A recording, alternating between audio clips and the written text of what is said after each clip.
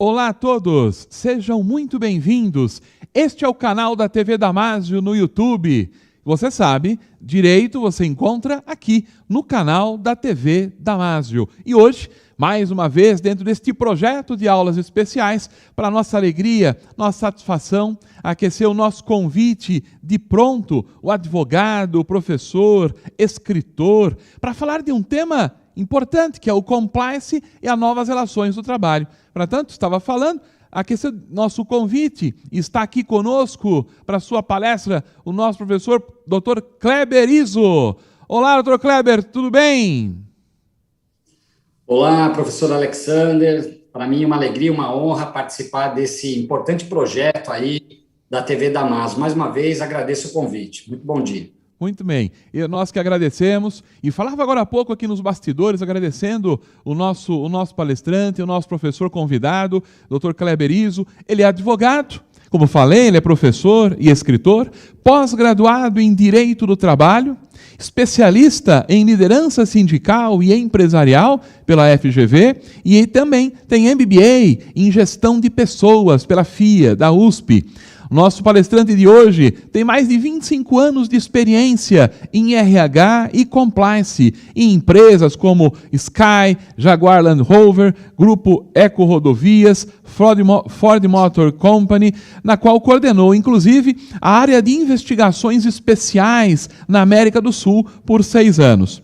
Também é técnico de segurança do trabalho, foi professor do SENAC aí por mais de 12 anos, membro de comissões importantes da Seccional Paulista da Ordem dos Advogados do Brasil, membro das comissões de compliance, também diretor do grupo RT na ABP-RH de 2017 a 2019. Também diretor de Relações de Trabalho do Ministério da Economia do Governo Federal de janeiro de 2019 até agora abril de 2021. E é head de Recursos Humanos. Uma alegria, uma satisfação poder receber, né, este grande advogado, este grande parceiro aqui do Damásio Educacional, já esteve conosco em outras oportunidades, e o amigo já de longa data, Dr. Kleber Izzo, que vai nos trazer um tema, o tema o compliance e as novas relações de trabalho. Mas antes de passar ao nosso convidado, eu te faço uma pergunta, você que está nos assistindo,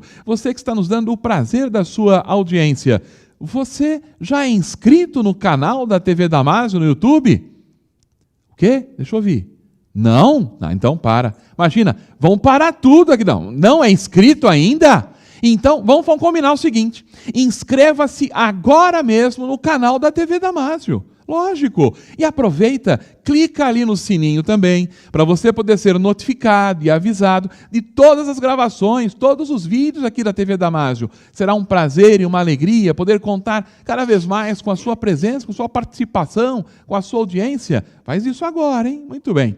Eu quero, então, já feitas todas as apresentações e tudo, eu quero, portanto, passar a palavra em definitivo para a sua palestra, para a sua aula especial, ao nosso conferencista de hoje, nosso professor de hoje, uma grande alegria, Dr. Kleber Izzo, que vai falar sobre o compliance e as novas relações de trabalho. Dr. Kleber Izzo, passo a palavra em definitivo para a sua apresentação.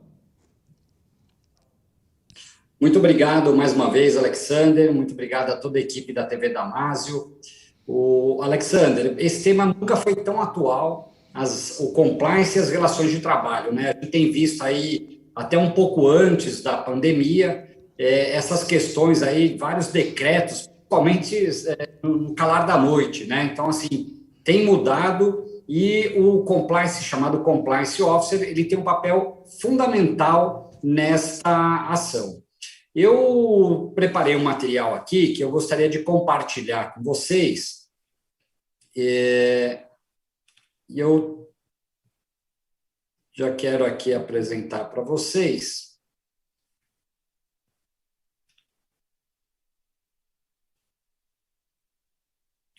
Este material aqui. Bom, então aqui estão meus dados, né? Mais uma vez já agradecendo aqui todo o convite e parabenizando a todos por esse importante projeto da TV Damásio. Eu já quero aqui passar já de pronto para o primeiro slide. Aqui o mini currículo, né? O Alexander, como muito bem pontuou, Então, assim, é dividir, né, pessoal, com vocês, minha experiência, um pouco daquilo que a gente tem visto aqui no mercado de trabalho.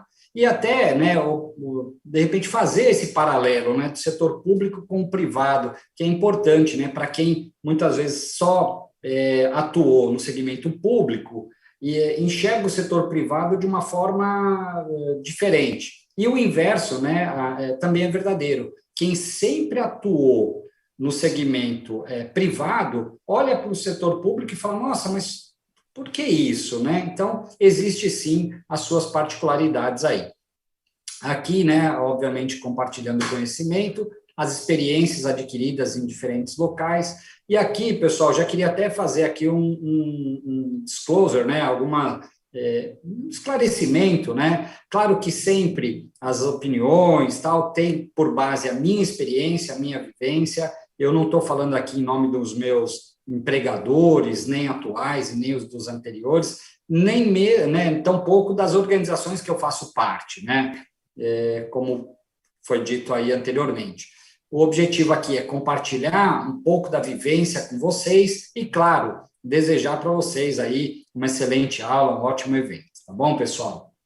Isso é importante para quê? Para que a gente alinhe a expectativa, né? Quando a gente fala em qualquer tema, né, que seja o compliance, que seja as relações de trabalho, e até na nossa vida profissional, tem essa coisa, né? Uma coisa é a expectativa que a gente cria, mas a gente sabe, né, gente? Na realidade, a coisa não é bem assim, né? Então, tem que ser muito bem planejado, muito bem organizado, para que a gente, quando surgir, né, alguns percalços, a gente possa estar preparado. Bom, vamos lá, gente. Uma coisa que está claro para todo mundo, né, independentemente do país que você viva, do segmento que você atua, a corrupção, de fato, é sim um problema mundial. E isso tem afetado diretamente as relações de trabalho, né? A gente vai falar um pouco mais para frente, vocês vão ver que em todos os segmentos a gente teve aí pelo menos um problema relacionado à corrupção, né? Pode ser a fraude, pode ser um comportamento inadequado, alguma forma de relacionamento não tão apropriada, e isso a gente tem visto aí com uma certa frequência, tá?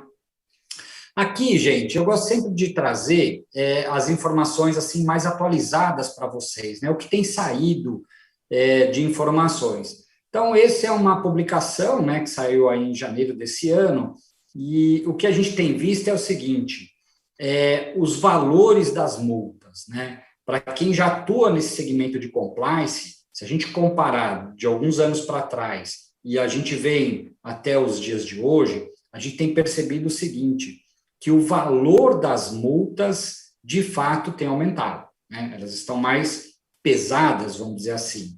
E outra coisa é o seguinte, não existe segmento livre de qualquer tipo de corrupção ou de qualquer tipo de tentativa de fraude, ou até mesmo pessoas, né, que estão ali por trás disso, nessas relações envolvidas. Isso está generalizado, tá, gente? Então, aqui o que a gente pode, assim, trazendo em números, né, olha só os Correios, por exemplo, né, um dos órgãos que mais tem aplicado multas, né, com valores, sempre que a gente fala em multa, né, gente, a gente nunca fala em 1.000, né, os valores são sempre elevados, sempre estamos falando aí, olha lá, na casa dos milhões, nesse caso aqui, 27,2 milhões de reais, né, e, claro que falou em corrupção, a gente sempre lembra da famosa, né, Operação Lava Jato, e a Petrobras, claro, com um programa fortíssimo, né, de compliance, uma coisa muito bacana feito lá, tem sim atuado também na questão das multas, aqui com valor de 17,2 milhões de reais, né, gente? Então, assim, são informações super atualizadas para que vocês falem, poxa, mas parou, a gente não ouve falar tanto na mídia. Olha, mais ou menos, a atuação continua, tá?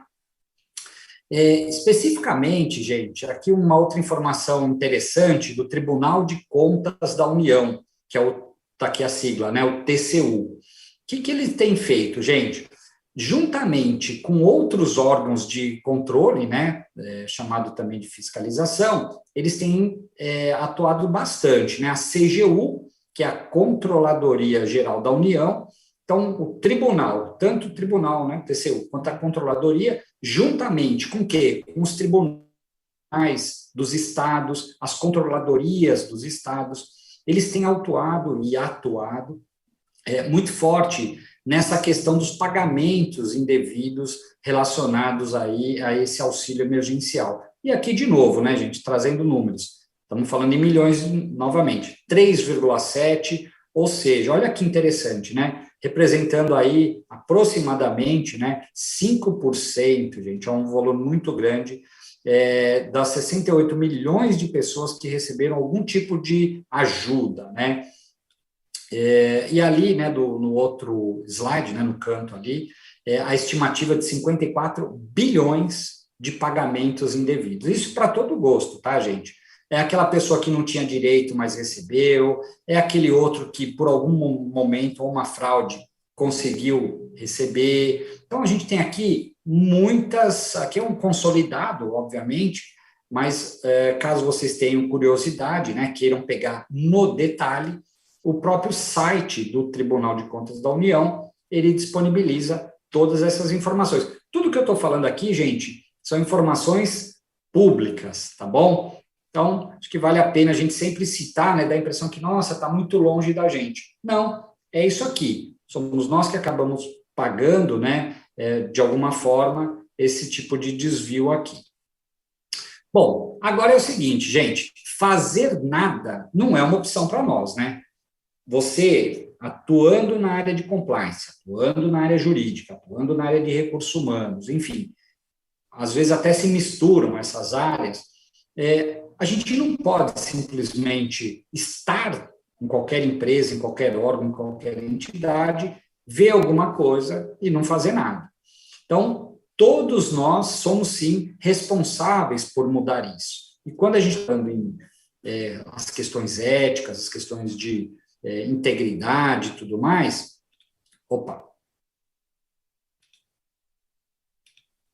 a gente está falando de conduta, de comportamento, né? Então, é aquilo.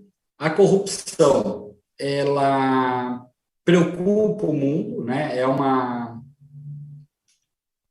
Acho que agora sim. Ela preocupa o mundo, a gente tem que tomar cuidado porque ela existe uma forte influência internacional. No Brasil, a gente tem visto cada vez mais as operações, tanto da Polícia Federal quanto do Ministério Público. E também o seguinte, gente, as polícias estaduais têm ajudado bastante, tá? A gente tem visto, por exemplo, operações que a própria Polícia Rodoviária Federal tem feito, né? Então, eles têm atuado muito em conjunto, parceria, tá? Quando a gente fala em corrupção, é de fato um retrocesso, né? Ninguém quer ter a sua imagem vinculada a alguma entidade, empresa corrupta.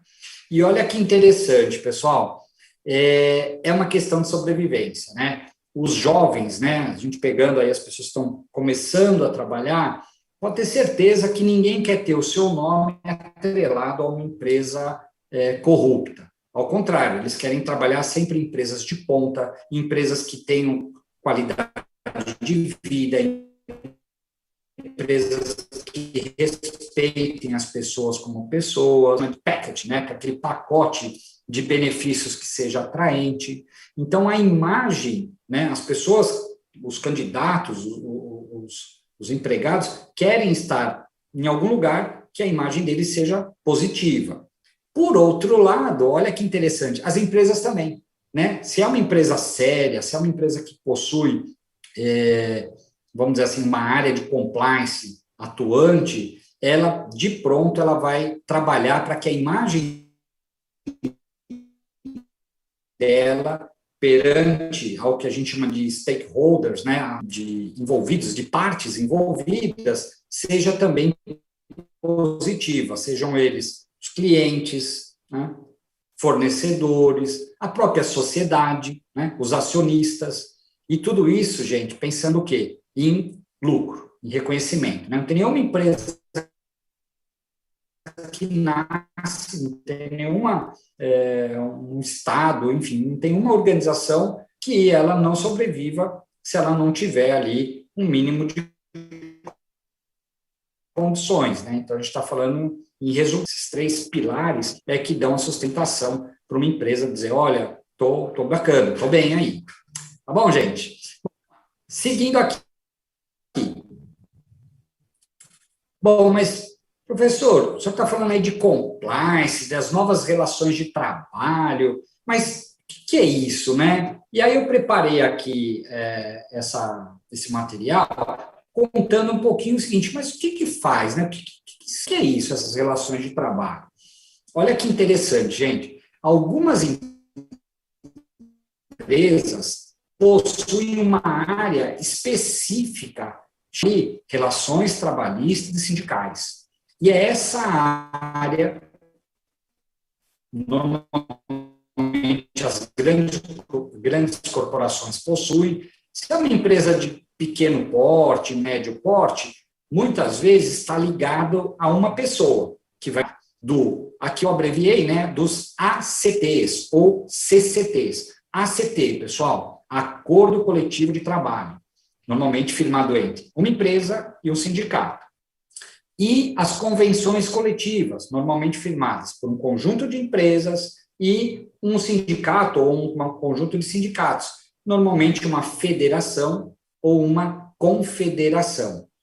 E, bom, professor, dá um exemplo de uma convenção coletiva. As grandes categorias possuem, né, as convenções coletivas, exemplo, bancários, metalúrgicos, né, químicos, professores. Então, eles possuem, sim, vamos dizer assim, condições mínimas atreladas àquele documento. O que mais?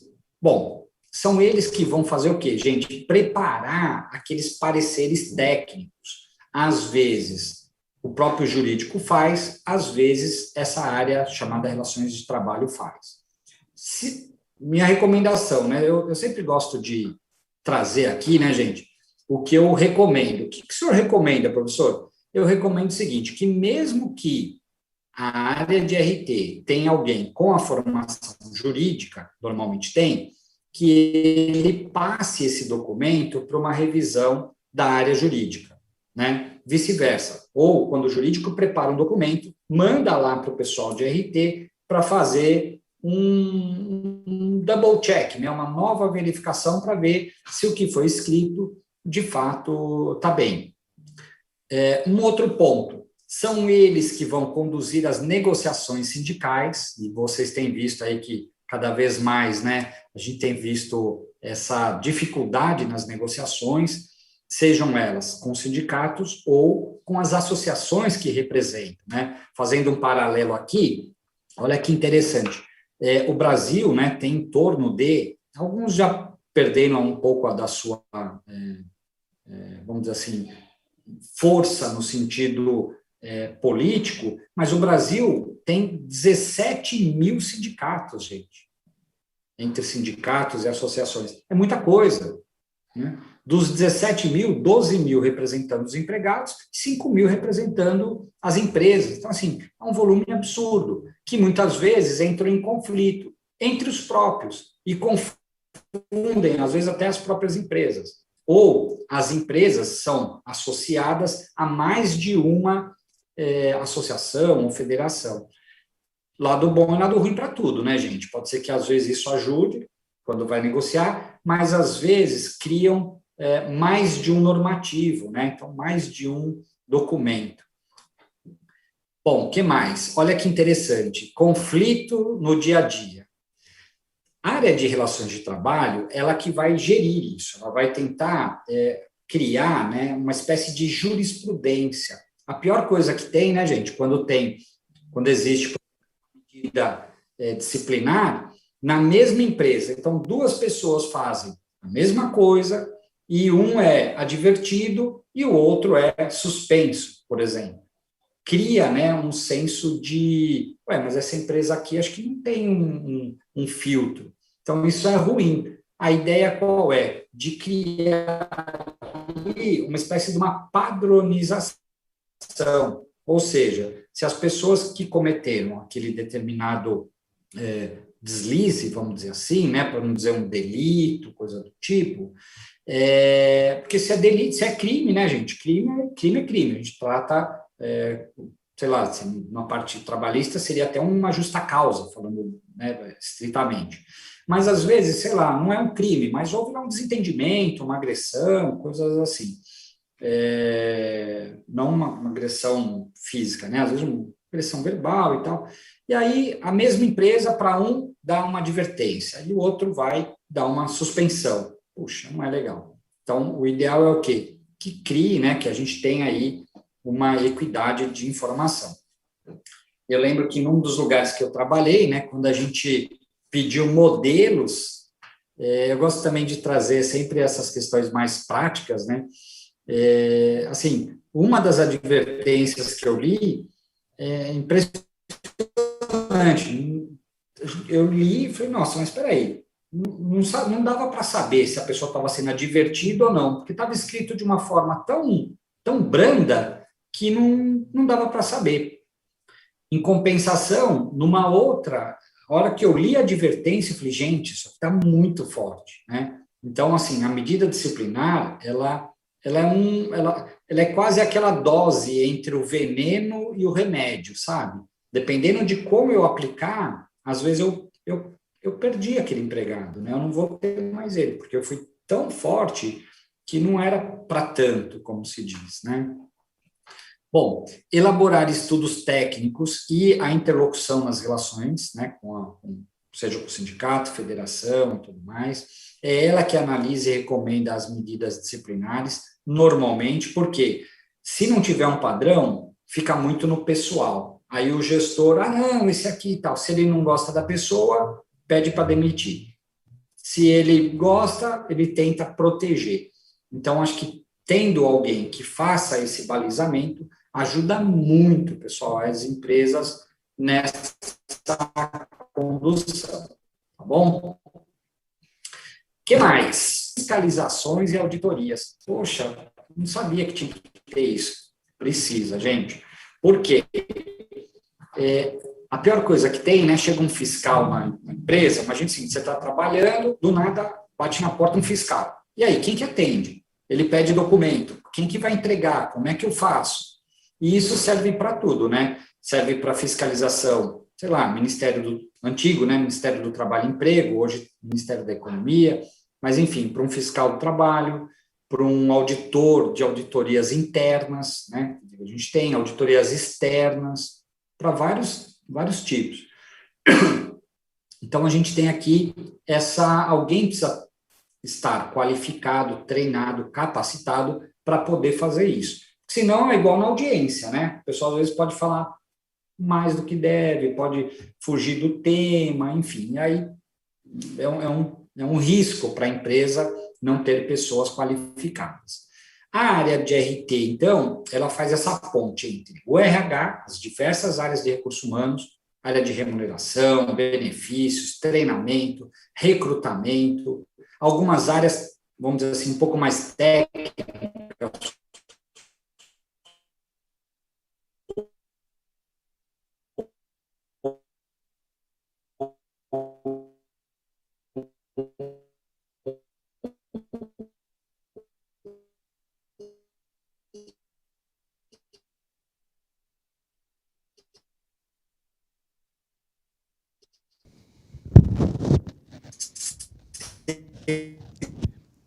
Olá. Eu acho que travou um pouquinho. Vamos ver, vamos tentar voltar a imagem com o professor Kleber. Vamos verificar, acho que travou. Muito bem. Tá me ouvindo, Kleber? Tô sim, Alexander. Eu acho, o último minuto aí acabou travou, acho que a internet, enfim, deu uma travada. Então só Legal. Volta um tópico, enfim, pode compartilha de novo, vamos manda bala. Acho que já está compartilhada a tela, né? Deixa eu ver se já está. Já. Tá. Agora compartilhou novamente, ótimo, tá bom. Legal, obrigado, Alexandre. Voltou, dando a bala. Vamos lá. Então, assim, né, gente, a gente precisa acompanhar as alterações legais, porque a empresa nem sempre tem uma área que vai fazer isso, principalmente das legislações trabalhistas. Outra coisa, quem que vai representar junto aos fóruns, órgãos, né? Muitas vezes o RH nem sabe como é que eu chego numa delegacia. E aí, entro por onde? Né? Bato palma, toco campainha, entro pela porta lateral, como é que é isso? Então, mais uma vez, a necessidade de ter alguém capacitado para isso. E ali a última frase, que é o quê? Suportar ou conduzir os assuntos de ética, aqui eu coloquei, né? Compliance e integridade. No serviço público, a gente não usa a expressão compliance. Lá nós usamos a questão da ética e integridade. Agora, no mundo corporativo, a expressão compliance ela já é mais difundida, né? As pessoas já conhecem, já sei, área de compliance e tal. Então, eles já têm um pouco de familiaridade com o tema. Muito bem. Aqui, seguindo em frente, gente. Bom, vamos lá. Quando a gente fala em compliance, né, principalmente trazendo isso para as relações de trabalho, é importante a gente fazer essa pausa e explicar o seguinte. Espera aí, eu tenho que ter a chamada, né, hierarquia das leis. E, principalmente nas relações de trabalho, claro, nós temos a Constituição Federal, nós temos a CLT, né, Consolidação das Leis do Trabalho, e a gente sempre tem que lembrar, pessoal, das jurisprudências. Existe muita jurisprudência na área trabalhista e isso acaba interferindo diretamente nas relações de trabalho, né? Um outro ponto que acho que vale a pena citar aqui é o seguinte, claro, o compliance ele vai muito além da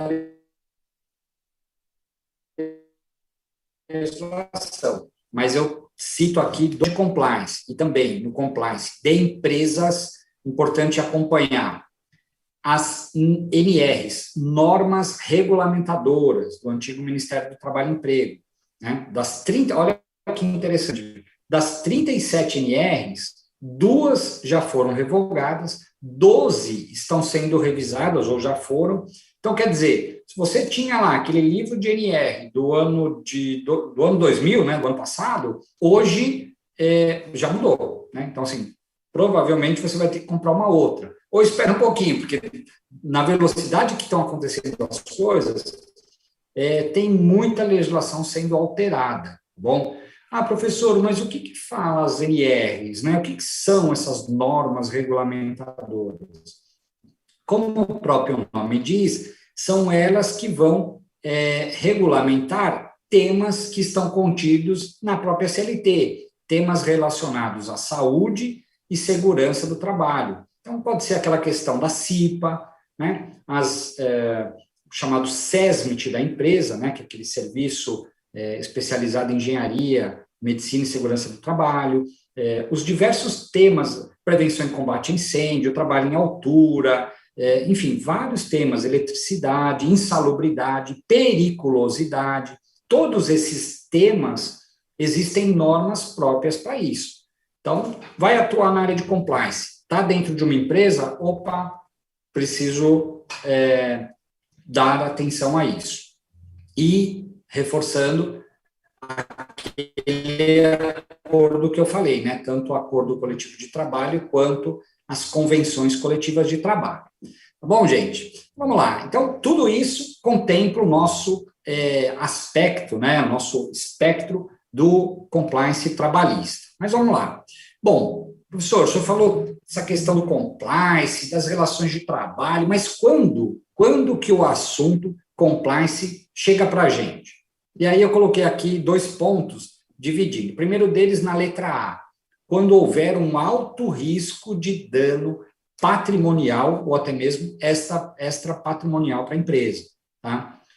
Mas exemplos, gente, outro dia eu estava dando aula e aí um aluno perguntou, professor, lá na empresa que eu trabalho, eles querem que a gente comece a olhar os cartões de ponto, né, a marcação de ponto dos empregados. Eles estão achando que o pessoal... isso é um assunto do compliance. Gente, com todo respeito à empresa, isso não é assunto de compliance.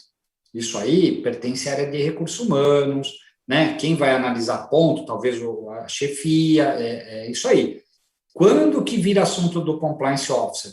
Quando, por exemplo, recebeu uma denúncia ou um indício de fraude, né? Aí sim a gente começa, senão a gente começa a misturar as estações, né? Então, o ideal é assim, alto risco, opa, é nosso. O dia a dia, coisas rotineiras, tal, compete a cada área. Nesse caso aí que eu dei o exemplo, né, desse aluno que trouxe para mim, minha recomendação é assim, não, porque a gente, se o compliance for absorver tudo, ele desvirtua, ele distorce a função primordial dele. E um outro ponto é o seguinte, o compliance não é aquele certificado, sabe, gente, que ele põe na parede e fala, agora somos compliance. Não, né? É igual outra empresa, sempre teve lá o doutor, vou dar um exemplo aqui, né, obviamente, mas, claro, o doutor Roberto, departamento jurídico, doutor Roberto. Um belo dia, arrancaram a plaquinha lá, departamento jurídico, e colocaram lá, compliance. Só que é o mesmo doutor Roberto. Não foi qualificado, não teve treinamento. Será que ele vai saber, assim que ele receber a primeira denúncia, conduzir aquilo de forma correta? Será que ele vai ter habilidade para capacitar, para treinar todo mundo da empresa? Então, esse tipo de análise, ela precisa ser feita. Porque, senão, o que vai acontecer ali, gente? É uma baixa aderência. Não adianta a empresa ter as normas ou ter os seus regulamentos internos se as pessoas que estão lá dentro não seguirem. Outra coisa que eu trago aqui, sempre com base na minha experiência, vocês viram lá que eu trabalhei em empresas multinacionais. É muito comum a empresa multinacional ela querer pegar o seguinte, não, isso está na matriz, pega lá e implementa no Brasil. É um risco. Pode ser que não funcione. Por quê? Porque é o seguinte, gente, eu até tenho um nome ali que eu coloquei, né? Tropicalização. Não é simplesmente pegar uma norma estrangeira, pôr no Google ou põe lá, traduz e olha, agora a gente está colocando isso aqui em prática. Não funciona, né? O exemplo foi da licença maternidade. Não é porque a licença maternidade na Inglaterra funciona de um jeito, que vai funcionar aqui no Brasil. Nós temos legislação específica para isso, né? Aliás, saiu até ontem, né, uma nova legislação falando da questão do home office para as gestantes. Será que as empresas estão preparadas? Como é que a gente está tratando essa questão? Mas, professor, e a função que não pode? Ela é gestante, mas eu não tenho como deixá-la em home office, né? Em trabalho remoto, vamos usar uma nomenclatura em português. Como é que eu faço? E aí a gente precisa tratar. Por quê? Porque a própria lei diz o seguinte, a gente tem que manter as mesmas condições, benefícios e tudo mais, né? Então tem que tomar esse cuidado. Outro dia o pessoal estava falando, mas já que ela está em casa, então eu posso tirar o ticket alimentação? Poxa, gente, será que isso é uma prática adequada? Será que desta forma é exatamente assim que a gente trata os nossos colaboradores, os nossos empregados? E outra, está em casa, não almoça, né? Só porque está em casa, não almoça. E os deliveries, então, assim, esse tipo de cuidado, de zelo com as pessoas, ele precisa ser, né? Claro, é da área de recursos humanos, mas o compliance ele precisa estar muito alinhado com essas chamadas boas práticas, tá bom, gente? Bom, aqui eu trago 4 itens que, se você for atuar na área de compliance officer, esses 4 itens, se você seguir, você já vai ser um profissional diferenciado de mercado. Por quê? Porque são os 4 que nos últimos 12 meses, 18 meses, têm tido um aumento de denúncias. Assédio moral. Nossa, assédio moral, mas sim, campeão de audiências, a gente tem recebido muita denúncia de assédio moral. Vínculo trabalhista em geral. Professor, mas a pejotização não pode. Pode, ela só precisa ser tratada conforme a lei, mas pode. Saúde e segurança do trabalho. Professor, mas segurança do trabalho, saúde? Claro, gente. Né? Por quê? Nós temos hoje, vamos dizer assim, 65% das pessoas ativas fazendo algum tipo de part-time ou 100% remoto. Será que todo mundo que está trabalhando em casa tem um ambiente adequado? Possui uma mesa, uma cadeira ergonômica? Como é que está a saúde mental dessas pessoas? Nós fizemos uma pesquisa recentemente no governo e já foi detectada a questão da saúde mental. Pesquisas feitas em todos os países, a Great Place to Work e outras empresas que conduzem pesquisas, têm demonstrado isso. Mesmo remotamente, as pessoas estão, sim, comprometidas com o seu trabalho, comprometidas com... E, detalhe, até que ponto a empresa está preocupada com a saúde mental? Saúde física, né? Acidente, ergonômico, tudo mais, e as questões da saúde mental. Então, acho que são temas que têm chegado, assim, muita força para a área de RH e também nos compliance officers. Esse último item, Know Your Supplier e Know Your Employee, conheça os seus fornecedores, né? Conheça os seus empregados. São temas também, por que estão juntos? Porque eles vinculam quem está com a gente, né? A empresa nunca cresce sozinha, ela sempre está vinculada a alguém. Bom, compliance trabalhista, gente, o que precisa, né? Além daquela questão técnica, tem que ser alguém que conheça, mas o compliance hoje, ele principalmente tem que ser uma pessoa de bom relacionamento. Por quê? Porque senão ele não vai receber a próxima denúncia.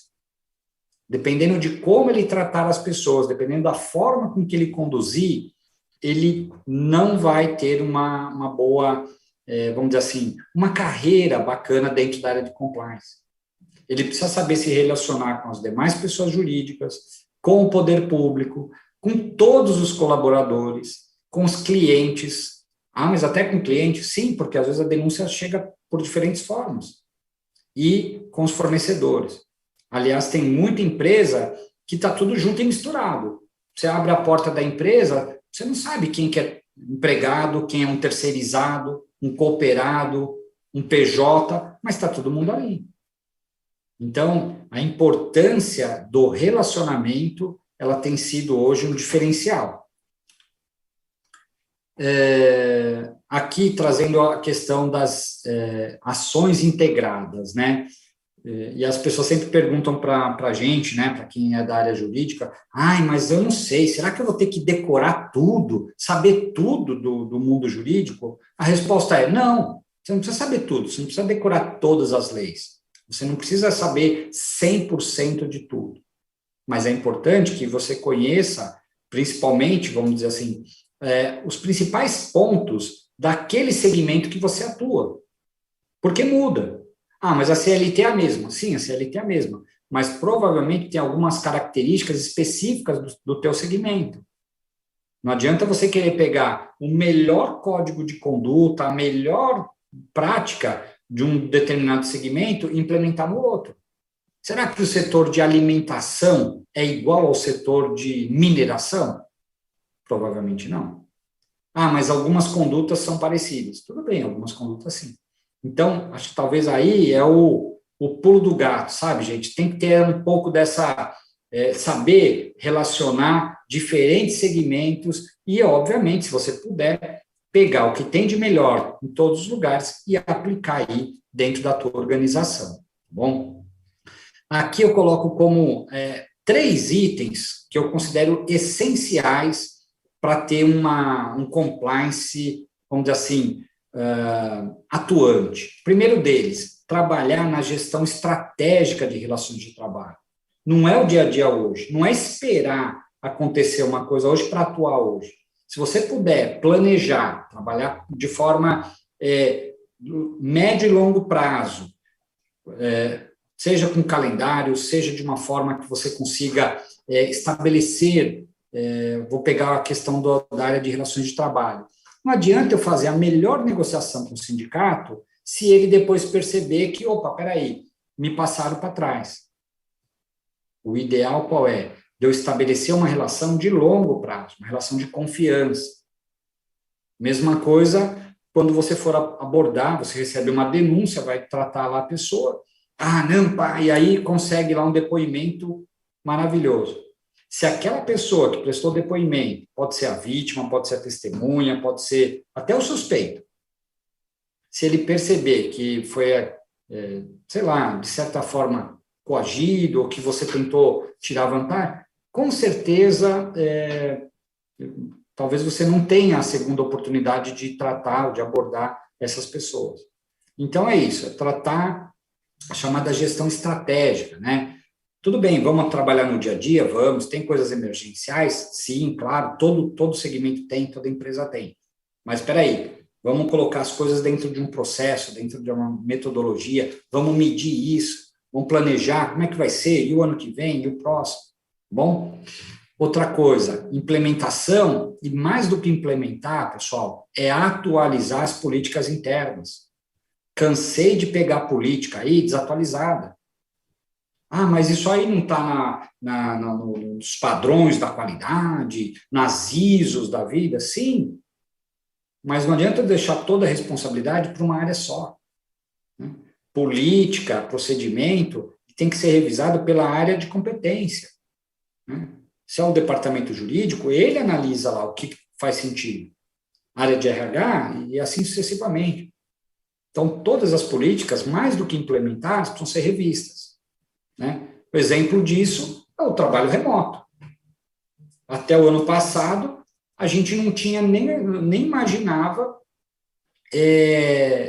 colocar uma quantidade enorme de pessoas no trabalho remoto. Mas a política não previa. Quanto que a gente não teve que fazer para ajustar a política? E um outro tema, gente, treinamento e capacitação de todos. Né? O que eu vi?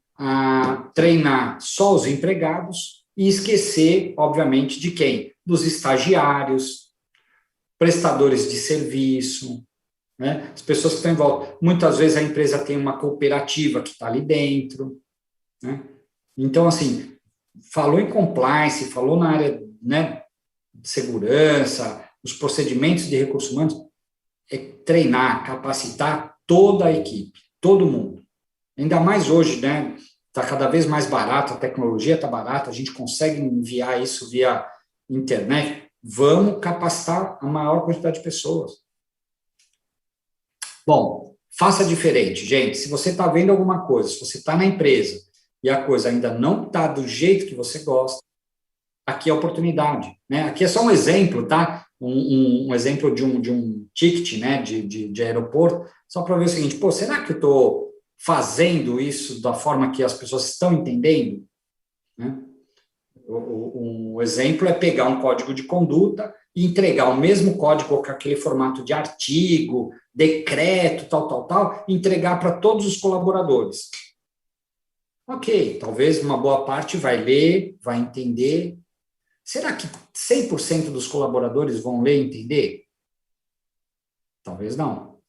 Será que eu estou sendo, né, eficaz na minha forma de comunicar? Será que, de repente, ao invés de um código, eu não crie, por exemplo, uma cartilha de conduta, um guia, né, de ética, conduta, tal, ou conduta ética, como alguns chamam? Então, são exemplos. A Petrobras acabou de fazer isso. Mudou a sua forma. Então, muitas empresas estão fazendo isso. Né? O governo federal, né, trazendo exemplos para vocês, era o único país do mundo que tinha, vou dizer aqui, né, entre aspas, 3 códigos de ética. Um para o presidente e vice, um para os ministros e altas autoridades e um para todo mundo. Não faz sentido. Qual é o ideal? Peraí, ética é ética, a gente tem que ter um só. E é para isso que a gente está trabalhando, né? Tem um grupo formado para enxugar. O ano passado, em julho, nós publicamos uma portaria criando, né, o que a gente chamou de manual de conduta do agente público. Agente não é só servidor, não. Todo mundo. Por quê? Porque todo mundo tem que ter um comportamento. Todo mundo tem. Então, essa é a ideia, de deixar todos na mesma página. Tudo está interligado, pessoal. A gente está falando de diretor estatutário, empregados terceirizados, e a gente sempre tem que lembrar de quem? Dos procuradores. Tem muito escritório jurídico, tem muito escritório de consultorias que estão dentro das nossas empresas. Então, a gente tem que lembrar dessa turma também, tá? Bom, o compliance é a profissão do futuro, tem aí, sim, está em alta. O que a gente tem visto é o seguinte, as pessoas estão se qualificando cada vez mais. Muitos cursos, aliás, muitos cursos muito bacanas aí. Que eu sempre trago de atenção, vocês viram lá pelo meu currículo, durante 6 anos, eu estive, né, à frente de uma área chamada Special Investigation. Ok, o nome é bonito, tal. Só que é o seguinte, pessoal, pé no chão. Né? Tomem cuidado para a empresa que vocês estiverem trabalhando, para o órgão que vocês estiverem trabalhando, você não faça, né, não haja além das suas responsabilidades. Né? Compliance Officer dentro das organizações, dentro das instituições. A gente não é polícia, a gente não é o FBI, nós não somos a escola familiar, não somos a CIA, não somos a justiça, tá bom? Tomem cuidado com isso, né? O que a gente tem visto é o seguinte, em algumas empresas, elas pegam um monte de coisa, junta num pacote só e fala que isso é compliance. Só que, na prática, a coisa é diferente. Auditar é uma coisa, atuar em compliance é outra, e fazer investigações ou atuar em investigações é uma outra totalmente diferente, tá? Eu até queria só fazer uma pausa aqui para dizer o seguinte, na próxima aula, aqui na TV Damásio, nós vamos falar especificamente sobre esse tema aí, sobre essas questões de eu recebo uma denúncia e como que eu investigo dentro da empresa, já que eu não tenho essa incumbência, eu não sou polícia, mas como é que funciona isso dentro das empresas? E aí, eu recebo a denúncia, eu posso terceirizar tudo? Aonde que está a minha responsabilidade? Até onde eu vou? E outra, se a minha denúncia envolve um crime, eu tenho ou não que reportar isso para a polícia? Eu tenho ou não que reportar isso para alguma autoridade competente? Então, a gente vai abordar isso na nossa próxima aula aqui na TV Compliance. A gente já está finalizando, pessoal, são 12h35, mas eu queria, antes de finalizar, concluir essa questão aqui das relações de trabalho e o compliance nessa aula, nessa nossa primeira aula. O que eu tenho visto? As empresas ainda estão, vamos dizer assim, colocando tudo junto, né? Eu digo, tudo bem, tudo está interligado, só que é o seguinte, gente, tem muito profissional acumulando muitas responsabilidades. E detalhe, as empresas estão, às vezes, olhando para o custo, olhando para, fazendo o que a gente chama de juniorização, né? Colocando muitas vezes pessoas que ainda não estão 100% capacitadas para atuar em determinado segmento. Isso é um risco. Né? Às vezes, aquele custo inicial pode se tornar depois um prejuízo, né? Em tudo na vida, né? Então, assim, qual é o ideal? As pessoas né, na medida do possível, que sejam treinadas, qualificadas, vão ganhando experiência, ganhando responsabilidade, até sim que assumam definitivamente, né? Eu, pelo menos, não gosto disso, deixar tudo na mão de uma pessoa só. Né? Acho que não é o ideal. O ideal é que ela tenha ali um conjunto de pessoas, ou mais de um, atendendo, até porque um dia essa pessoa vai sair de férias. Um dia essa pessoa pode, sei lá, adoecer. Um dia essa pessoa, inclusive, pode pedir para sair da empresa, né? Então, a gente tem que ter esse cuidado aí. Bom, aqui aquela questão do conhecendo o seu empregado, não sei se vocês sabem, mas é o seguinte, é sim uma função, muitas empresas adotam como estratégia, não só para engajar os seus empregados, mas também para retê-los e, em alguns casos, até para desligar. Tem gente que está sendo desligado, nem sabe. Nossa, mas ele era uma boa pessoa, tal. Só que é o seguinte, como é que ele está? Como é que é a vida dele fora da companhia? Mas aí não tem nada a ver. Ele aqui dentro é uma coisa, lá fora é outra. Espera aí. Será que ele está usando os recursos da empresa para fazer alguma coisa indevidamente? Será que o que ele preza na empresa, pelo seu cargo, pela sua função, está condizente com a atitude que ele está fazendo aí fora? Para todos os exemplos, tá, gente? Desde, sei lá, ele é responsável pela segurança e sempre passa no farol vermelho. Esses absurdos, sabe? Então, assim, tomem cuidado, sim, tá? Aqui eu trouxe 3 itens que sempre chega para a gente como pergunta. A primeira delas é o seguinte: reclamação anterior e lista restritiva. Ah, professor, pode? Não, já está até escrito ali, gente, é proibido. Eu coloquei número de processos, né, do TRT para que vocês tenham a ideia de onde saiu. Mas, assim, sendo bem objetivos, posso fazer lista restritiva? Não. Aliás, o CAD publicou no mês passado, mês de março, são mais de 30 empresas do segmento farmacêutico, na qual as pessoas estão sendo convocadas a prestar esclarecimentos de troca de informação entre os RHs. É um risco? Sim, é um risco. Tá bom? É tido pelo Tribunal Regional do Trabalho como prática proibitiva. Tá? Outra coisa, pesquisas nos órgãos de proteção ao crédito, SPC, Serasa, mas toda empresa faz. Calma. Né? Calma. Por quê? Porque é o seguinte, gente, também é tido pelo tribunal, aqui não é mais o TRT, Tribunal Superior do Trabalho, TST, também como prática proibida. Por quê? Gente, nós estamos num país com 14 milhões de desempregados. Nós temos aproximadamente 6 milhões de desalentados, aquelas pessoas que não têm condição mais nem de procurar emprego. Provavelmente, o número de pessoas o pessoal usa até a expressão, né, nome sujo, né, mas assim, com alguma inconsistência nessas listas, pode ser. Agora, será que, né, pensando do ponto de vista, será que não é exatamente do emprego que ele precisa para poder quitar seus compromissos?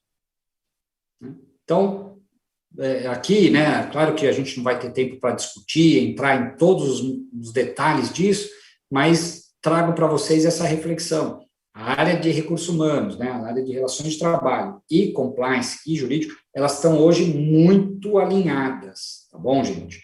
E a questão dos antecedentes criminais, isso ainda é uma chamada gray area, né, uma área cinza no ambiente de direito do trabalho. Por quê? Está ali, né, gente? Depende. Depende do quê? Depende da função, depende para o que ele vai fazer, né? Tem muita empresa pedindo exame de tudo, pedindo atestado de tudo. A primeira pergunta que eu faço, né, que eu deixo aqui como dica invertam. Perguntem o seguinte: para quê? O que isso vai ajudar? Ah, não, Kleber, a gente faz porque, olha, é um segmento tal, todo mundo faz, as empresas... Ah, então... Agora, será que para todos? Será que para o segmento tal? Então, é mais uma reflexão que eu trago a vocês, tá bom? Para não ficar uma coisa generalizada. Aqui os recursos computacionais, então o e-mail corporativo, ele de fato pode, e as empresas têm feito isso, tá, gente? Monitorado mesmo. Ah, mas professor, não podia. Não, antes não podia, mas já tem vários julgamentos, hoje está bem consolidado que pode sim. E o e-mail privado? Hoje eu estou trabalhando na minha casa, eu uso o meu e-mail pessoal para mandar informações ou receber, e aqui já fazendo uma outra, né, gente? Até o WhatsApp, né? O WhatsApp hoje virou ferramenta de trabalho. Então é o seguinte, se é privado, se é pessoal, não pode ser monitorado não, tá? Agora, obviamente, se é corporativo, né? Tanto o celular corporativo, o computador, né? O notebook corporativo, não só pode como deve, tá? Inclusive, dica de RH, coloque isso na política, escreva isso, porque a pior coisa que tem quando acontece um problema, o que as pessoas falam? Eu não sabia. E aí você vai ver, tem alguma coisa assinada? Não, também não tem. Poxa, então, uma dica aí. As redes sociais, elas têm sido também objeto de consulta, tá, por parte das empresas, e a questão das câmeras, gente, o pessoal fala, mas pode usar? Pode, gente, o que a gente tem visto é o seguinte, claro, vestiários, banheiros, aonde tem a intimidade da pessoa, isso não, proibido mesmo. Agora, aliás, olha que interessante, o restaurante, né, os refeitórios das empresas, até pouco tempo atrás, muitos sindicatos não permitiam. Por quê? Porque eles entendiam que aquele momento era um momento de intimidade, era um momento da pessoa, sabe? Está ali, está almoçando e tal. Mas isso já tem caído por terra, viu, gente? Por quê? Aliás, você pode ir em qualquer praça de alimentação de shopping, qualquer restaurante, tudo hoje está sendo monitorado. Então, muitas empresas têm instalado e tem sido aceito o restaurante, principalmente, né? E nas áreas de trabalho também, tá bom? Gente, ó, eu paro por aqui, Alexander, eu vou parar por aqui. O próximo item que eu já faço aqui uma chamada é exatamente sobre essa questão das investigações, é um tema muito importante e trazendo um pouco, né, da nossa experiência, da nossa vivência para a próxima aula aqui na TV Damásio. Eu já posso fazer aqui os meus agradecimentos ao Douglas. Cortou. Reforço aí essa questão da inscrição no TV Damásio, no canal do YouTube, a todos, vocês que também me acompanham, vocês que têm aí, que foram meus alunos, que são meus alunos, assistam, porque tem muito conteúdo de qualidade e, claro, liderado aí pelo professor Alexander Mendes Hakimi, na qual eu devolvo a palavra e, mais uma vez, agradeço. Muito bem, agradecendo mais uma vez, professor Kleber Izzo, pela sua brilhante exposição, muito didática, em profundidade, portanto, trabalhando essas questões técnicas relacionadas ao compliance, algo novo, vamos dizer assim, moderno, né? Vamos pensar desta forma, mas que veio exatamente para ficar. E é um diferencial exatamente, né, nas organizações, né, esta questão do compliance. Exatamente isso. Até hoje, e eu posso dizer, eu falo, portanto, com o Dr. Kleber, que é advogado também, ele sabe disso, até os escritórios de advocacia, né, têm também estruturado, né, dentro do próprio escritório, né, áreas exatamente voltadas aí para o compliance. Mas eu falei agora há pouco para os senhores que o nosso conferencista também é escritor, também é autor aí, né, de alguns artigos. Eu queria, devolvendo a palavra para as suas considerações finais, eu queria que fizesse aqui uma lembrança com relação à obra que o professor participou, né, e comentasse um pouquinho ali o artigo escrito, né, fruto, portanto, né, de muito conhecimento. Queria que comentasse isso para todos nós. Alexander, muito obrigado aí. De fato, alguns colegas, vamos dizer assim, né, algumas pessoas na qual a gente tem um carinho enorme, a gente acabou escrevendo um livro em conjunto falando exatamente desses temas, né, do compliance e das relações de trabalho. Então, eu sou um dos coautores do livro, é uma obra muito bacana, e o que a gente tem visto é o seguinte: muitas vezes o compliance está ligado mais à área jurídica, propriamente dito, né, ou então a gente acha temas muito de recursos humanos. E o que eu tenho feito, o que eu tenho falado, o que eu tenho escrito, é exatamente essa interlocução entre o compliance e as relações de trabalho. Hoje, não dá para se desvencilhar uma coisa da outra, né? Não adianta, você disse muito bem, muitos escritórios jurídicos estão criando áreas de compliance, né? Até porque os problemas existem em todos os lugares, né? Então, os problemas de relacionamento, as denúncias, elas acabam vindo mesmo. E essa obra, que é um capítulo escrito, né?